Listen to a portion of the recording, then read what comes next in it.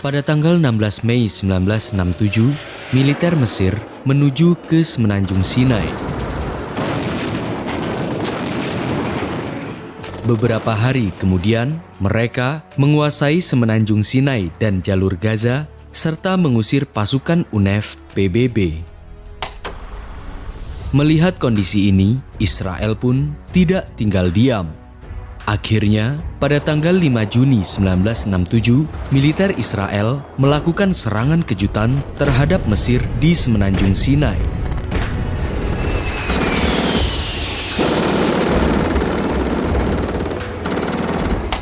The secret of the whole operation was air supremacy. Israel claims to have destroyed the bulk of the Arab air forces in the air and on the ground in less than 3 hours. Ironisnya, pertempuran ini melibatkan Yordania dan Syria dalam rangka membantu Mesir untuk merebut Semenanjung Sinai. Inilah pertempuran 6 hari 1967 antara Israel dan Mesir yang dibantu Yordania dan Syria. Lantas, mengapa peperangan ini bisa terjadi? Siapakah pemenangnya? Dan bagaimana dampaknya kemudian?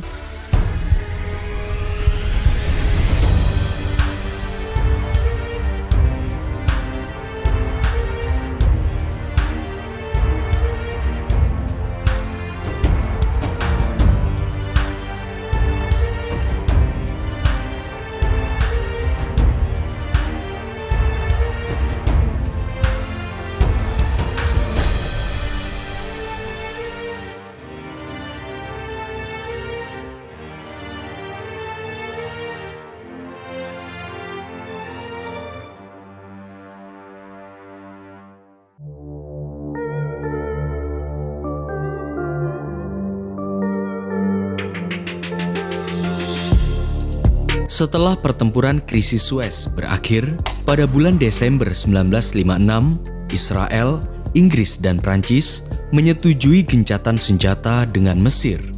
Dan setelah Israel meninggalkan Semenanjung Sinai, PBB menempatkan pasukan darurat UNEF di Semenanjung Sinai untuk mencegah terjadinya peperangan. Meski perang krisis Suez berakhir, namun, hubungan antara Mesir dan Israel tidak kunjung mereda. Bahkan, Mesir berkeinginan untuk mengambil Semenanjung Sinai demi menguasai terusan Suez. Bagi Presiden Nasir, tanpa Semenanjung Sinai, ia tidak dapat menguasai terusan Suez sepenuhnya. Sementara, bagi Israel, selama Semenanjung Sinai dijaga oleh PBB, menurutnya wilayah itu masih dalam genggamannya. Di lain sisi, Israel harus menyelesaikan berbagai pertempuran dengan negara-negara tetangganya yang mendukung pemberontakan Organisasi Pembebasan Palestina atau PLO terhadap Israel.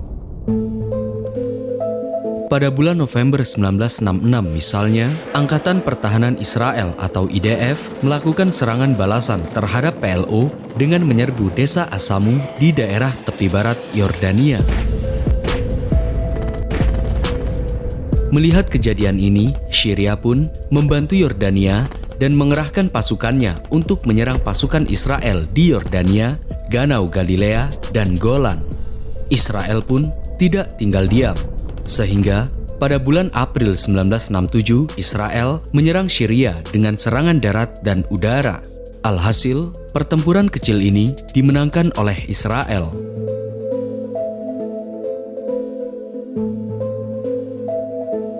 Melihat kekalahan Syria dan Yordania, Presiden Mesir Gamal Abdul Nasir kemudian menyiapkan militernya untuk bersiaga jika Israel menyerangnya. Ironisnya, situasi ini dimanfaatkan Uni Soviet. Kala itu, Soviet yang berkonfrontasi dengan Amerika dalam Perang Dingin berencana untuk memainkan Mesir untuk menyingkirkan sekutu AS, yakni Israel. Oleh karenanya, pada pertengahan tahun 1967, pihak intelijen Uni Soviet memberi informasi palsu kepada Mesir bahwa tentara Israel sudah menuju perbatasan utara Syria guna menyiapkan serangan. Akhirnya, pada tanggal 16 Mei 1967, Presiden Mesir Gamal Abdul Nasir mengerahkan 100.000 serdadu militernya dan 900 unit tank menuju ke Semenanjung Sinai. Alhasil, pada tanggal 19 Mei 1967, militer Mesir mengusir pasukan darurat PBB yang berada di Semenanjung Sinai dan jalur Gaza. Bagi Israel, tindakan Mesir ini merupakan sinyal bahwa Mesir menyatakan perang dengan Israel. Peperangan yang di kemudian hari dikenal sebagai Perang 6 Hari antara Mesir dan Israel.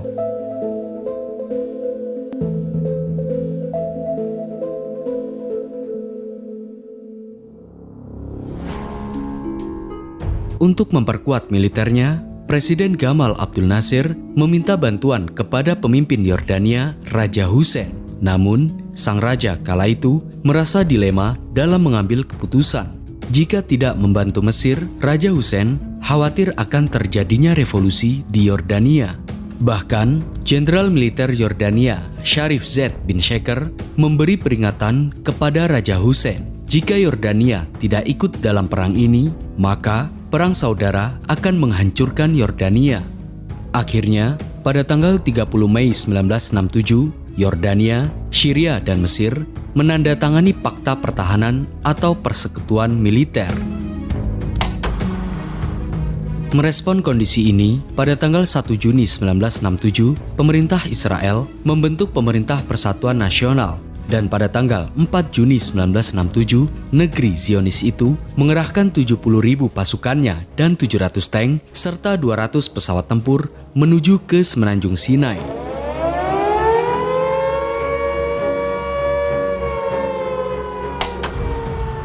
Pertempuran yang terjadi antara Israel melawan Mesir, Yordania, dan Syria ini terjadi di masing-masing perbatasan tiap negara, yakni perbatasan Mesir dan Israel, perbatasan Israel dan Yordania, serta perbatasan Syria dan Israel.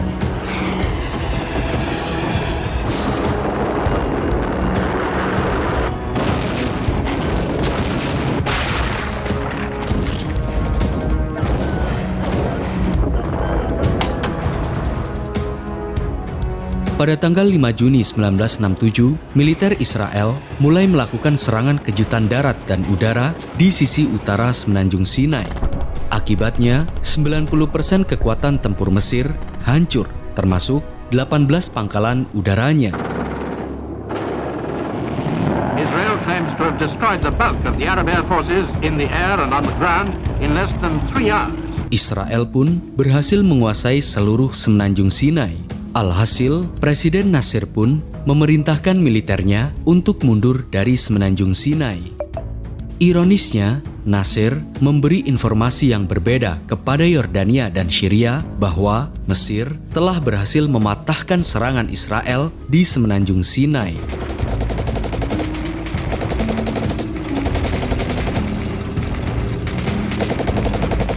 Mendengar laporan tentang kemenangan Mesir atas pasukan Israel, militer Syria semakin yakin untuk memasuki arena pertempuran.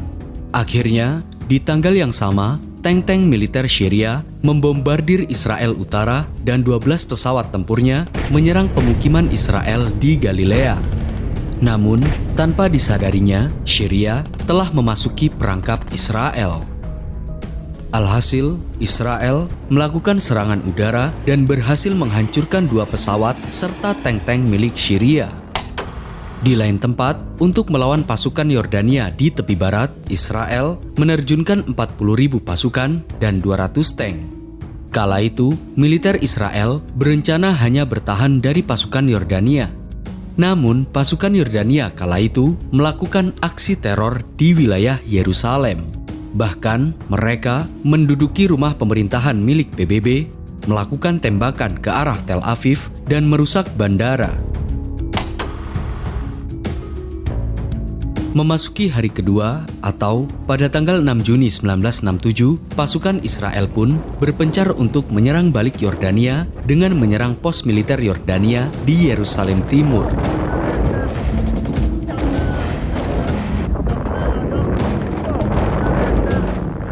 Di lain tempat, terjadi pertempuran sengit antara pasukan Israel dan pasukan Mesir di kota El Aris. Hingga akhirnya, pertempuran pun dimenangkan oleh Israel.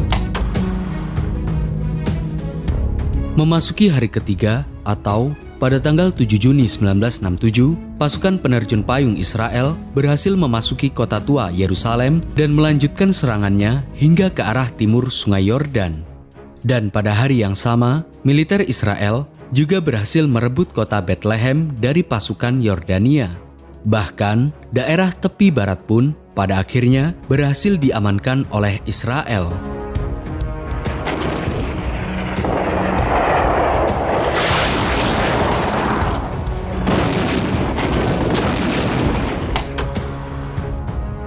Memasuki hari keempat atau pada tanggal 8 Juni 1967, sebanyak 75.000 pasukan Syria bertempur melawan ribuan pasukan Israel di dataran tinggi Golan. Alhasil, pada hari kelima atau pada tanggal 9 Juni 1967, pasukan Israel berhasil menembus dan menguasai dataran tinggi Golan.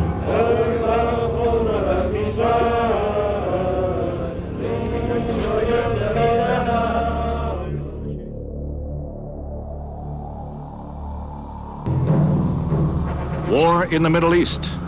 Israeli forces drive spearheads across the Sinai Peninsula, west to the Suez Canal, south to the entrance of the Gulf of Aqaba, breaking the blockade, capturing the west bank of the Jordan River, and occupying the old city of Jerusalem.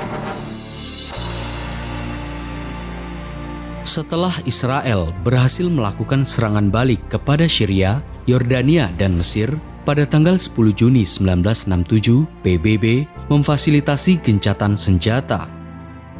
Keesokan harinya, atau pada tanggal 11 Juni 1967, Israel menandatangani perjanjian gencatan senjata dengan Mesir, Yordania, dan Syria. Alhasil, serangan gabungan koalisi Arab ini berhasil dikalahkan oleh Israel untuk yang kedua kalinya. The vote is finally taken and the resolution adopted unanimously. Word continues to come from the battle zone, telling of sweeping Israeli victories. Next day, Egypt accepts the UN ceasefire, joining Jordan. This left Syria facing Israeli forces alone. Kekalahan 3 negara Arab dalam Perang 6 hari ini menjadikan Israel menguasai seluruh wilayah Israel yang bertambah 3 kali lipat, mulai dari Semenanjung Sinai, Jalur Gaza, Dataran Tinggi Golan, Tepi Barat, dan Yerusalem Timur. Meski begitu, kemenangan Israel tidak bertahan untuk waktu yang lama. Hal yang di kemudian hari akan terjadi peperangan yang lebih besar, yakni Perang Yom Kippur di tahun 1973.